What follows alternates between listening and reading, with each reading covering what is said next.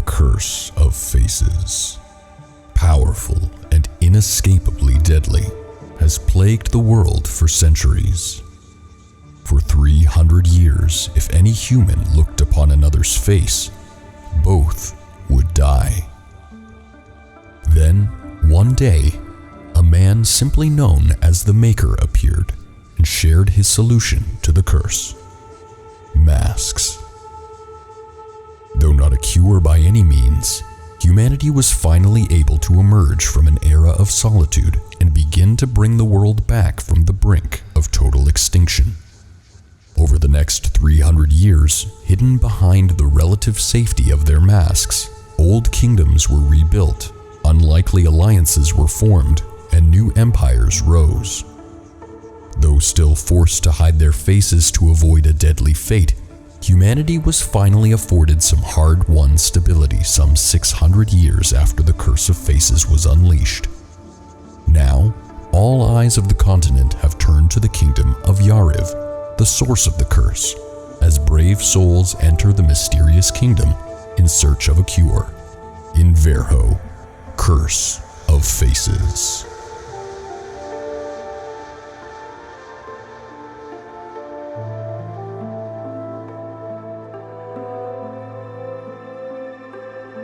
While many who made the pilgrimage into Yariv were fierce and formidable warriors, courage is not exclusive to those who wield a blade.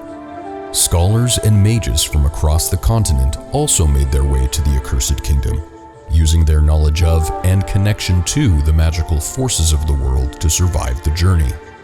It's these magical forces, the 5 schools of magic, where we continue our journey behind the mask.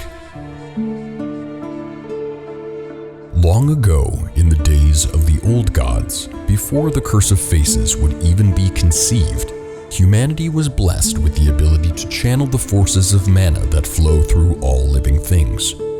This gift allowed humans to reach beyond their physical limitations, conjuring spells to perform feats that would otherwise be impossible through mere strength or dexterity alone. It wasn't without its cost, however. Much like any other muscle in the body, the use of magic requires practice and training to use effectively. Anyone who conjures too hastily or greedily risks injury and even death if their mana is overextended or depleted. This inherent risk led many to limit their use of magic or simply avoid it altogether. The 7 houses of Haravel are one such example. Despite their ability to use mana, their primary focus was to hone their mastery of weapons and their physical forms rather than spells and incantations. Only those who sat on the Council of Blades and wielded the magically empowered weapons of their families were the true magic users of the nation. Other parts of the continent, however, were not so hesitant to explore their magical abilities. In the southern kingdom of Moigur, elemental magic was taught to all who wished to learn it. The magical academy in the flying city of Volans was home to mages of the highest esteem, who practiced conjuring flames, ice, and electricity, summoning powerful spells that channeled the devastating power of nature. It was here where it was discovered that, while the power of the magic was dependent on the skill of the user, the cost and ease with which it could be cast could be influenced by the proximity to the element being channeled. Ice magic was more effective during a blizzard, electricity in a thunderstorm, and fire when conjured close to an open flame. Curiously, the great snakes of Moigur also showed an affinity for fire magic, though it appeared to be limited to keeping the furnaces burning in their forges. Still, the craftsmanship of the giant serpents was unmatched, leading some to believe there to be some connection between their smithing skills and their elemental affinities. Fairy stories and children's tales from Moigur spoke of other giant creatures in remote parts of the desert with connections to ice and electricity, but to this day, the great snakes remain the only non-human magic users to ever be confirmed. Moving north from Moigur to the Empire of Orion, we find an entirely different perspective on the use of magic. Where the Moigarians shared their knowledge of elemental magic freely with all who desired to learn, the Orien Empire's insatiable lust for power and control meant that only those who volunteered to serve in their military were permitted to learn and practice magic. Evidently, this requirement proved to be an effective method of recruitment, with many of Orien's army having joined merely for the freedom to practice magic without fear of persecution. Unlike their neighboring nation to the south, however, Orien's mages didn't make use of the elements and were instead practitioners of Eclipse Magic. This school of magic harnesses the power of light and darkness, with those showing an aptitude for light magic becoming priests within the Maker's Order, and dark magic users going on to become inquisitors of Orien's military, leading their crusade to conquer as many territories as possible. It's important to note that despite the symbolic implications of this binary school of magic, any inferred connotations of light and darkness can be dismissed. Eclipse magic exists beyond the realm of morality, and any ethical implications can only be attributed to its users. In this case, almost exclusively the oppressive and warmongering empire of Orien. But where there are oppressors, there will always be those who resist. Though ultimately conquered by Orien's overwhelmingly vast army, the Kingdom of Warden fought valiantly to defend their nation, harnessing the true power of their school of blood magic to devastating effect. Though primarily used as a form of healing magic, Warden's Blood Knights were well versed in the offensive potential of blood magic's power, manipulating the flesh and blood of their enemies to maim, disfigure, and decimate the opposing army. Simultaneously, they used their abilities to accelerate the natural healing process of their allies by coagulating wounds and sealing lacerations.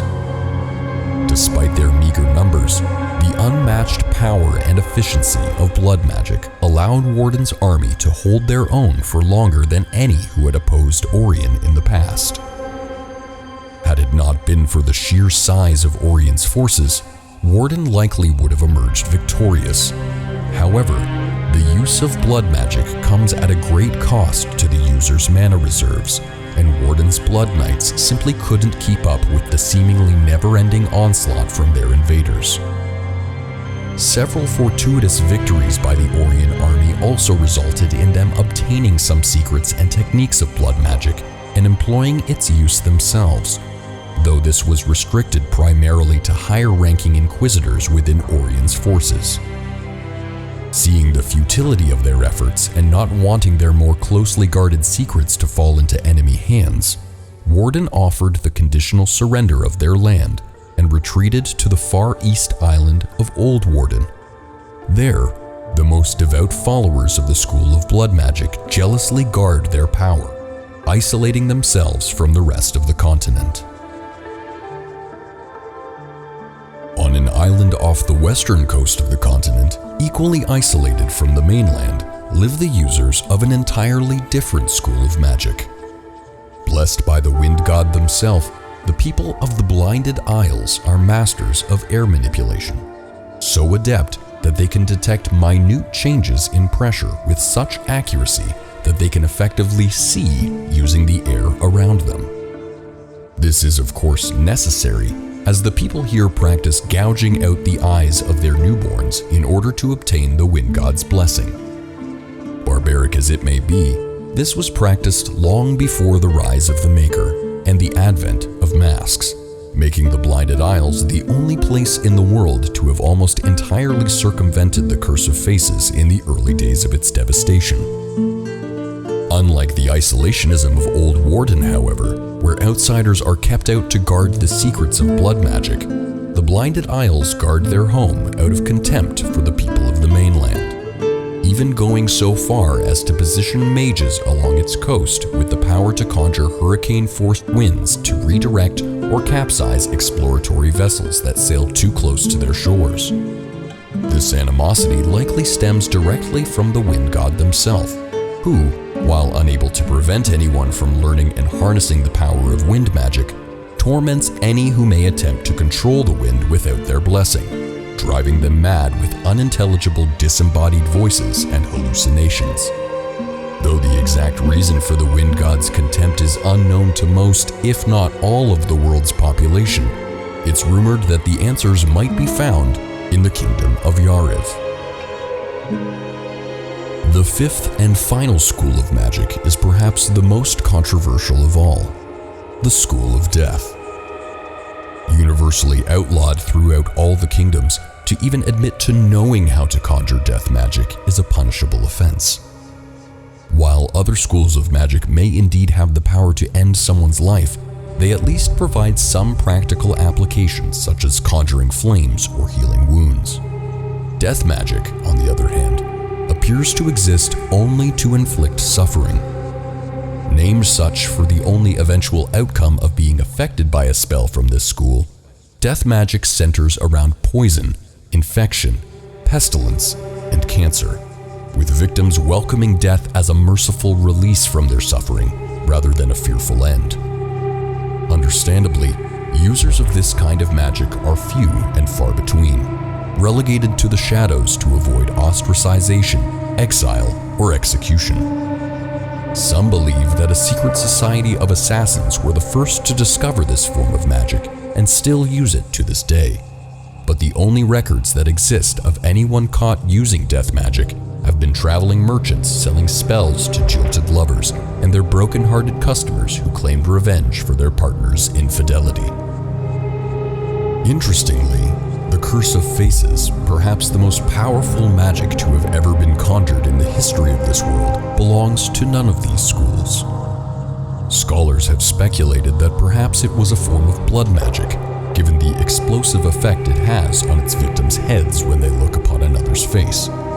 Or perhaps simply death magic, due to the widespread devastation to humanity's population. Victims of the Curse of Faces, however, don't suffer like other forms of death magic, and the scale of the curse's effect is far beyond what even the most powerful Blood Knight could achieve. With nothing but the knowledge of the curse's effects and its origin, mages from around the world, regardless of the school of magic they ascribe to, have no power to put an end to its inescapable effects. Only those brave enough to venture into Yariv, the source of the Curse of Faces, have any hope of uncovering its mysteries or bringing about its end. If you are one such warrior, download Verho Curse of Faces, now available on Steam, and unravel the secrets of this apocalyptic curse. Should your trepidation cause you to hesitate, however, you can try the demo for free and bring your save file over to the full version.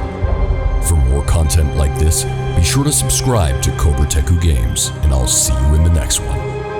Thank you all for watching.